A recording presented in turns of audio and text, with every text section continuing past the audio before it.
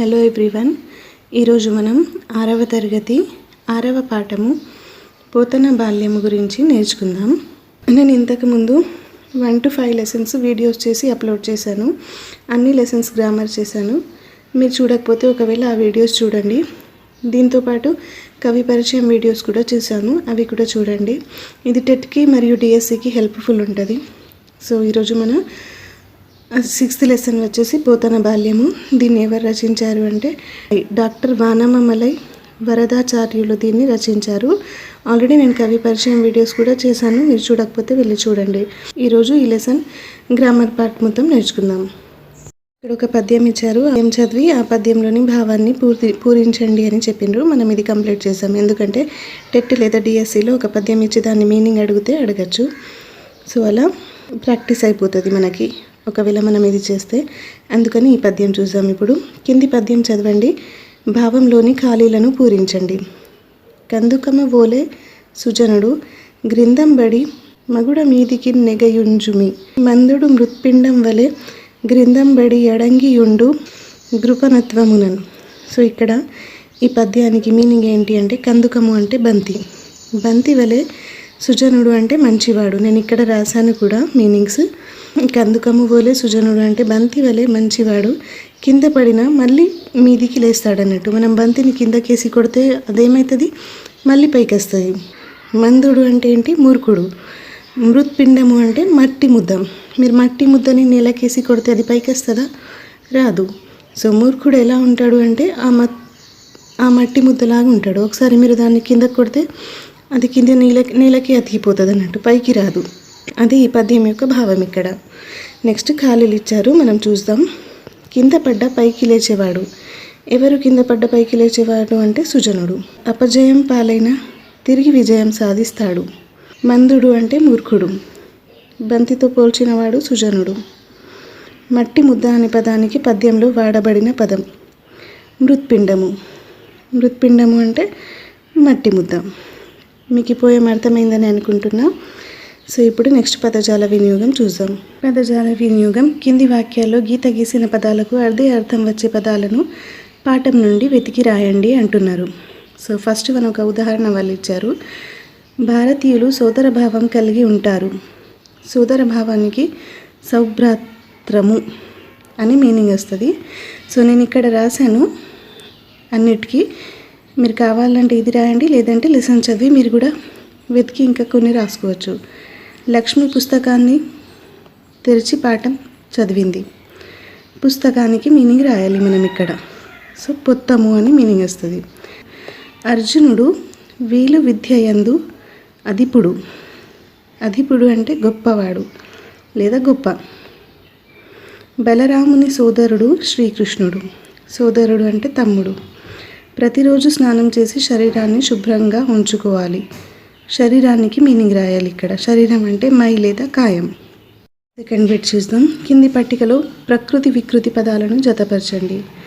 So ప్రకృతి వికృతి ఇచ్చారు ఇక్కడ, మనం దాన్ని జతపరచాలి. అందులో ఫస్ట్ వన్ భోజనం. భోజనం అంటే గ వస్తుంది, బోనం. నిదుర, నిదురకి క వస్తుంది, నిద్ర. పొత్తం, పొత్తం అంటే పుస్తకం, క వస్తుంది. సో ఇవి ప్రకృతి వికృతి. నెక్స్ట్ ఇక్కడ కొన్ని పదాలు ఇచ్చారు, ఆ పదాలతో మనం సొంత వాక్యాలు రాయాలి. నేను ఇక్కడ మీనింగ్ ఇచ్చాను, సొంత వాక్యాలు నిన్న నోట్బుక్లో రాశాను. మీనింగ్ తెలుసుంటే కూడా మనది మనం రాసుకోవచ్చు. మీరు కావాలంటే నేను రాసుకోండి, లేదంటే ఈ మీనింగ్తో మీది మీరు కూడా రాసుకోవచ్చు. అనుజుడు, అనుజుడు అంటే సోదరుడు. గొంకు జంకులు, గొంకు జంకులు అంటే భయం లేకుండా. మేటి అంటే గొప్ప. ఆసక్తి అంటే ఇష్టం. వేత అంటే కష్టం. అసాధ్యుడు అంటే ఎదురు లేనివాడు. ఇప్పుడు మనం దీనికి సొంత వాక్యాలు చూద్దాం. ఫస్ట్ వన్ అనుజుడు. మా అనుజుడు తెలుగు పద్యాలు ధారాళంగా చదువుతాడు. అనుజుడు అంటే బ్రదర్, తమ్ముడు. నెక్స్ట్ గొంకు జంకులు. గొంకు జంకులు అంటే భయం లేకుండా. కొంతమంది గొంకు జంకులు లేకుండా ఎక్కడ పడితే అక్కడ తిరుగుతుంటారు. నెక్స్ట్ మేటి అంటే గొప్ప. మా స్నేహితురాలు ముగ్గులు వేయడంలో మేటి అని అందరూ మెచ్చుకుంటూ ఉంటారు. ఆసక్తి, ఆసక్తి అంటే ఇష్టం. నాకు కథల పుస్తకాలు చదవడంపై ఆసక్తి ఎక్కువ. నెక్స్ట్ వేత అంటే కష్టం. ఎండాకాలంలో కరెంట్ లేకుంటే చాలా వేత ఎదుర్కోవాల్సి వస్తుంది. అసాధ్యుడు అంటే ఎదురులేనివాడు. మా చెల్లిని మాటల్లో ఎదురు తిరగడం అసాధ్యం. ఇవి నేను రాసుకున్న సొంత వాక్యాలు. మీరు కావాలంటే ఇది రాసుకోండి, లేదంటే మీనింగ్ ఆల్రెడీ చెప్పిన వేరే కూడా రాసుకోవచ్చు. 4th బిట్, కింది వాక్యాలను చదవండి. ప్రతి వాక్యంలోనూ ఒక పదానికి అదే అర్థం వచ్చే మరికొన్ని పదాలు ఉన్నాయి. వాటి కింద గీత గీయండి. నేను ఆల్రెడీ ఇక్కడ గీత గీశాను, మీరు కూడా నోట్ చేసుకోండి. అరుణాస్పదం అనే పురంలో ప్రవరుడు నివసించేవాడు. ఆ పట్టణం చాలా అందమైనది. ఆ నగరంలో ఆకాశాన్ని తాకే మెడలున్నాయి. సో పురం, పట్టణం, నగరం, ఈ 3కి కూడా మీనింగ్ ఒకటే వస్తుంది. నేను దాని కింద గీత గీసా, మీరు కూడా గీసుకోండి. నెక్స్ట్ 2nd వన్, సకాలంలో వర్షాలు పడితే ధరణి పులకరిస్తుంది. అప్పుడు రైతు పుడమిని దున్ని విత్తనాలు చల్లుతాడు. దాంతో పచ్చని పంటలతోటి అవని శోభిస్తుంది. ఇక్కడ ధరణి అన్న, అవని అన్న, పుడమి అన్న సేమ్ మీనింగ్ వస్తుంది, భూమి అని. నెక్స్ట్, కార్తీక్ ఇంటి మీద కోతి కూర్చున్నది. ఆ కపి చేతిలో కొబ్బరి చిప్ప ఉన్నది. అది చూసి మరో వానరం ఉరికచ్చింది. ఇక్కడ కోతి అన్న, కపి అన్న, వానరం అన్న ఒకటే మీనింగ్. నెక్స్ట్, మా గ్రామంలోని గుడి చాలా పెద్దది. నేను ప్రతినిత్యం ఆ కోవెలకు పోతాను. ఆ దేవాలయంలో ఎంతో ప్రశాంతత లభిస్తుంది. గుడి అన్న, కోవెల అన్న, దేవాలయం అన్న ఒకటే మీనింగ్. సో ఇవి గీత గీయండి అని చెప్పిన ఒకే మీనింగ్ వచ్చే పదాల కింద గీత గీయడం. నేనైతే ఇలా గీసాను, మీరు కూడా గీసుకోండి. నెక్స్ట్ బిట్, భాషను గురించి తెలుసుకుందాం.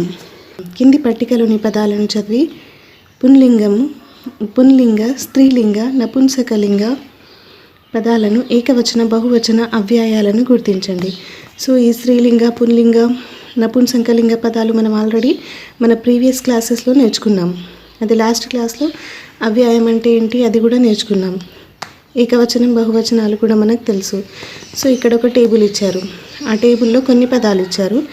ఆ పదాలని మనం ఇక్కడ ఇచ్చినలాగా రాయాలి. ఇక్కడ ఇచ్చారు పుంలింగ పదాలు, స్త్రీలింగ పదాలు, నపుంసకలింగ పదాలు, ఏకవచన, బహువచన పదాలు, అవ్యయం. ఈ టేబుల్ ఇచ్చిన పదాలను ఇట్లా కింద రాయాలి. నేను ఒకసారి ఈ టేబుల్ చదువుతాను, మీకు అర్థమైతే మీరు రాసుకోండి, మీకు అర్థం కాకపోతే నేను రాసినవి కాపీ చేసుకోండి. ఫస్ట్ వన్ చూడండి. బాలుడు, పుట్ట, బాలురు, ఆమె, పర్వతం. ఆహా, సీత, అమ్మో, డబ్బా, ఆటలు, అతడు, శబాష్, మహిళలు, పత్రిక, సుధాకర్, రచయిత్రి, చెట్టు, చంద్రుడు, ఉంగరం, నటి.